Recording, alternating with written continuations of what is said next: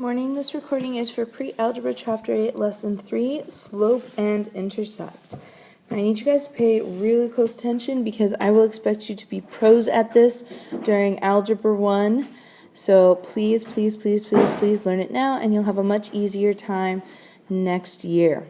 Alright, so first thing we need to talk about is slope. Slope is the ratio, also known as a fraction, that describes the tilt of a line.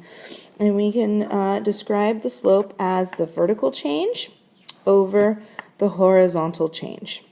We also call it rise over run. It's how the line rises, and when I mean rise, it doesn't always mean that it's like going up. Sometimes rise means falling, okay? So rise is just describing its vertical change, its up and down change, whereas run is describing its left and right movement and change. Okay, and we use a special letter to describe slope, and that is the letter M. Okay, so from now on, when you see the letter M in math, it can either mean meters, miles, or slope. But if M is ever in an equation, more than likely it means slope. Okay, so we have meters and miles, which are units, and then we have slope. Okay, a positive slope runs upward from left to right, and as you can see, in A, we have a positive slope because that black line is going upwards from left to right. And in B, we have a negative slope because the black line is going down from left to right. Okay? And we can even see that because if we're looking at the rise and the run, this blue line here, or this black line here is rising 2, and then it's going to run 4. And so if I put the rise over the run, the fact that it went up 2, and I put it over the fact that it went to the right 4, I'm going to get a slope of 1/2 when I simplify the fraction. Okay? And it is always rise over run. We're looking at how it changes up and down over how it changes left to right. Okay? So if I look at B, it's going to rise -3 because it's actually falling, right? But we don't say it's fall over run. We say it's rise over run, and we just understand that rise means up and down movement. So if it's rising downward, we say that it has a negative rise. In this case, a -3. It's going down 3, all right? The run, though, is still 2 because we're moving over 2. Right? And again, we're going from a point on the line to another point on the line. As long as you have 2 points on a line, which you should have, unless they're really funky line that doesn't have any like whole points on it. It's kind of hard to do with fractions, but you can still do it. You're going to be able to determine the rise over run. Okay, and there you go. So again, the rise was -3, so it's -3 on top and 2 on the bottom. So if we simplify it, or we don't really need to, it's just -3 over 2. And again, notice how what is described by a positive slope has an upward slope, and the fraction is positive, like in A, and the downward slope has a negative slope, which was a negative fraction. See, like that negative fraction right there? That negative fraction tells me that the line itself is going to go down from left to right, whereas a positive fraction is going to tell me it's going to go upwards from left to right.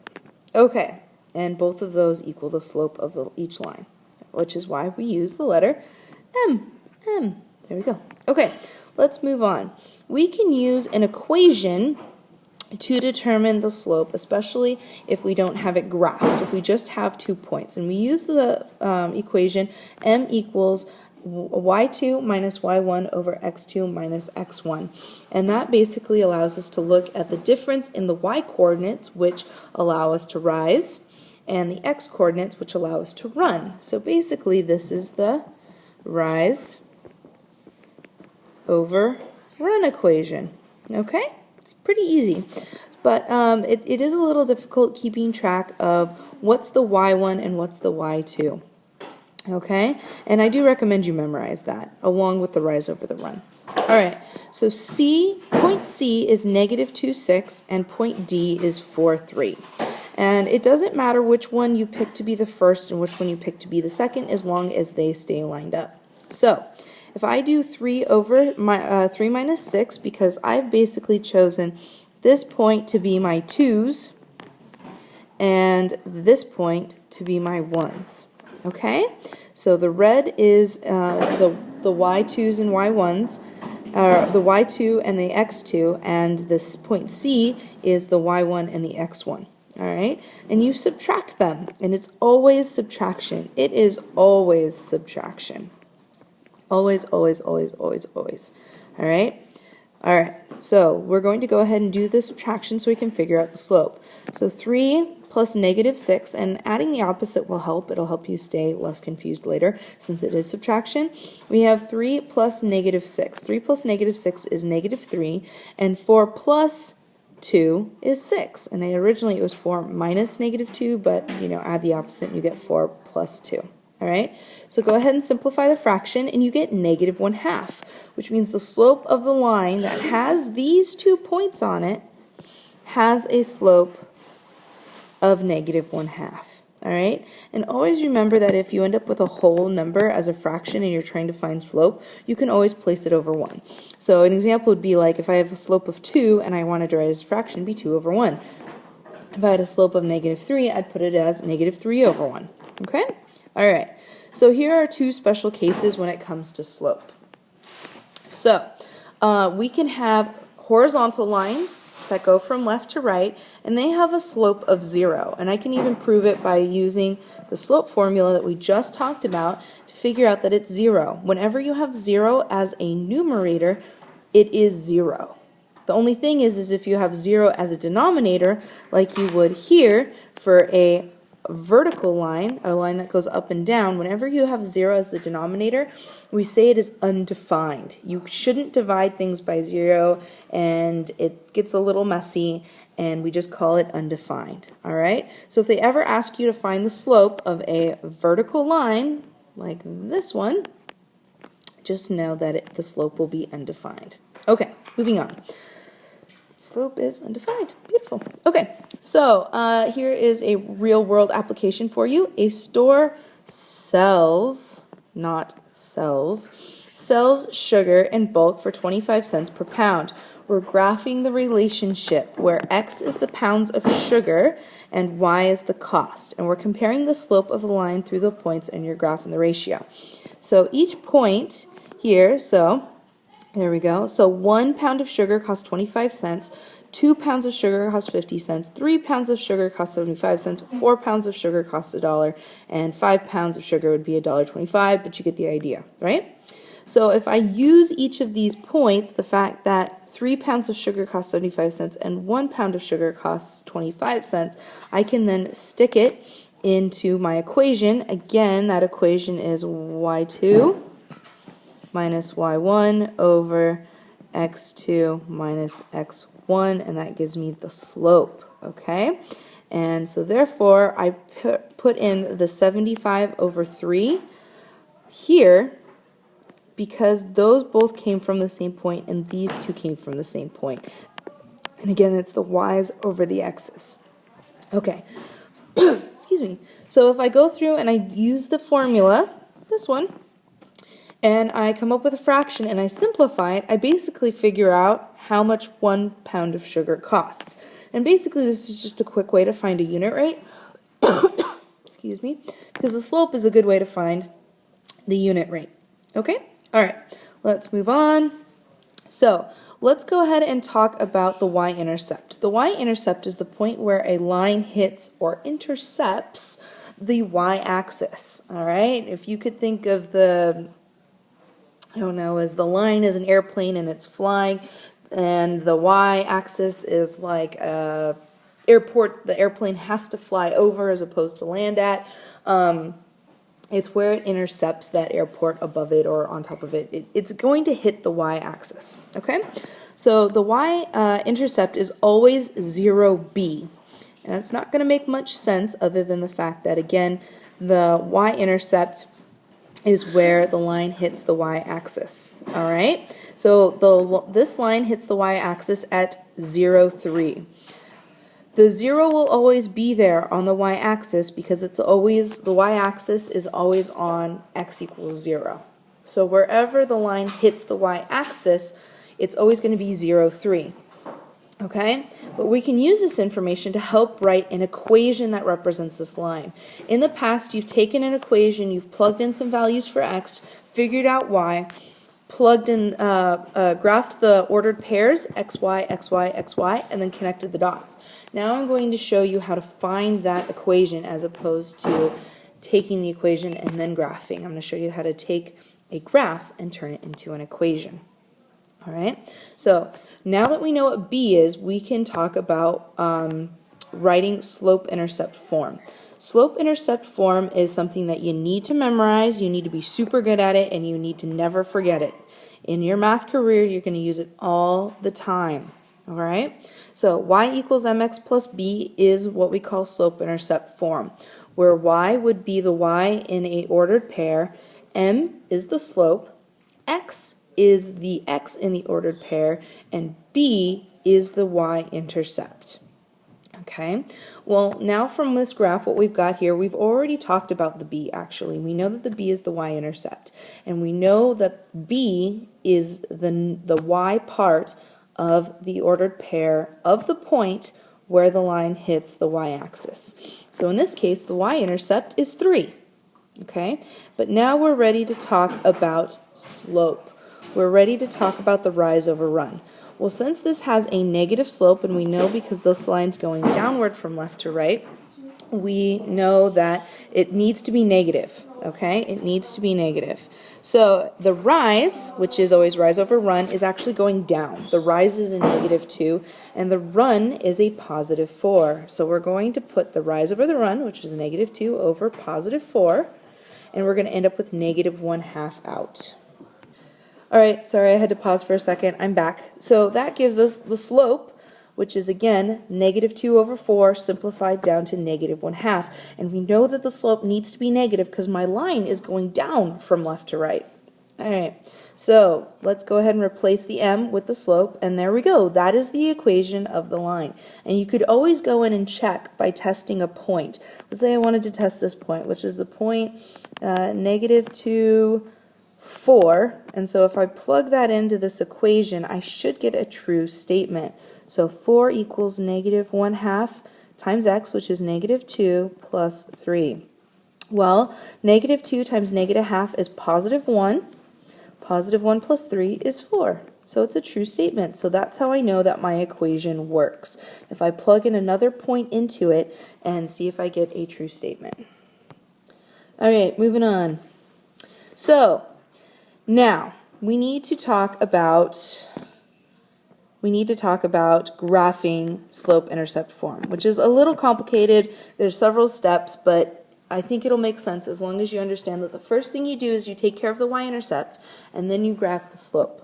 So, first thing you do is you're going to graph the y-intercept, and it's the point 0, b. So whatever b is where you are on the y-axis. If b is -2, then you put a dot on 0, -2. If b is 3, you put a dot at 0, 3, and that is the y-intercept. If your first dot is not on the y-axis, then you have done something incorrect.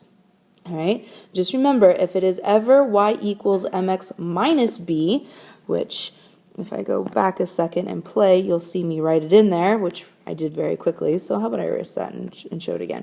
So if you ever have y equals mx plus b, or y equals mx minus b, you can add the opposite and remember that it's going to be a -b. Okay? So we got to remember that. Adding the opposite comes into play a lot here, guys. All right.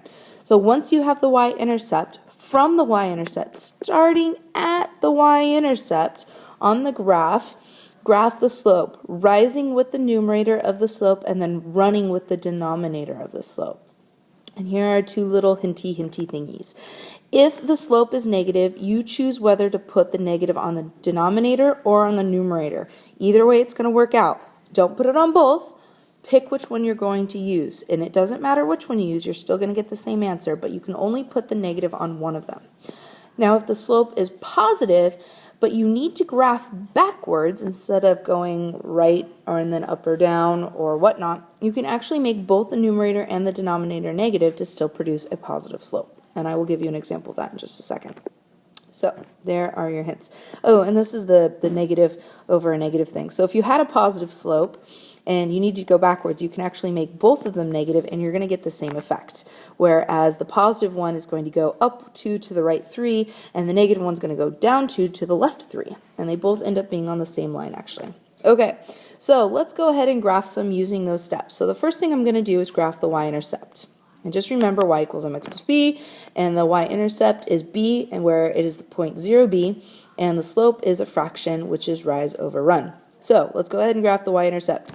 The y-intercept, oh, and I wrote 2 as a fraction. 2 is 2 over 1 as a fraction. Now let's go ahead and graph the y-intercept, as I've been wanting to do for just a second. So the y-intercept is negative 3, and I just added the opposite, and we're going to put a point there. Negative 3. There it is. So that's the y-intercept. Okay, and that just went a little too fast. Now we're going to apply the slope. And as you remember, the slope was 2 over 1 because 2 is a fraction, is 2 over 1, which means I'm going to go to the right 2, because I'm rising over running. I'm going to go, or excuse me, I'm going to go up 2, rising over run. I'm going to go up 2, and then I'm going to go to the right 1. All right, so if I go ahead and do that, I'm going to go up 2 from my y-intercept, and now I'm looking at the graph, right? I'm going to go up 2, and then I'm going to go to the right 1, and that's my new point, all right? And then I'm going to go up 2 more to the right 1, and as you notice, as I keep doing this, I'm actually still on the line, okay? And that's the y-intercept. All right, now if I connect the dots, which is the third step, I'm going to get my straight line. Now, just remember that you always need to put arrows on your line because your line actually goes on forever even if your graph doesn't. All right, so you need to make sure you put arrows on there to say, hey, this line goes on forever, even if it doesn't look like it goes on forever. Okay? All right, so let's do another one. I'll erase that graph in just a second. There we go. Erase that. There we go. All right, so we have the line y equals negative x plus 4. Y-intercept is 4, so it's the point 0,4. So let me go ahead and put my point on there. So it's the y-intercept. And I've got my slope, which just remember there's a negative 1 in front of that x. It's negative x, but there's always that invisible 1 in front of the x, and that means my slope is negative 1. But what is negative 1 as a fraction? Well, that's negative 1 over 1, which means I'm going to go down 1 to the right 1, because I ended up putting the negative on the numerator, not the denominator. But it's your choice. You could have actually put the negative on the denominator and the positive on the numerator and still gotten the same answer. All right? So again, right there, 4. All right? Because I could graph it that way and go down 1 to the right 1, down 1 to the right 1, or, guys, I'm making a recording.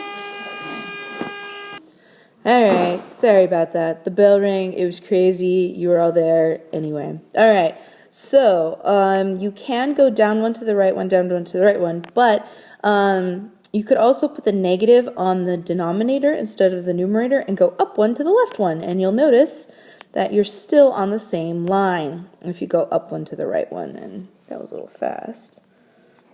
So I can slow it down for you. Up 1 to the left 1, up 1 to the left 1, and you're still on the same line. All right? So, still the same line. Woohoo! You choose where the negative goes, and that's only when you have one negative. All right? And just remember that negative slopes go down from left to right, positive slopes go up from left to right.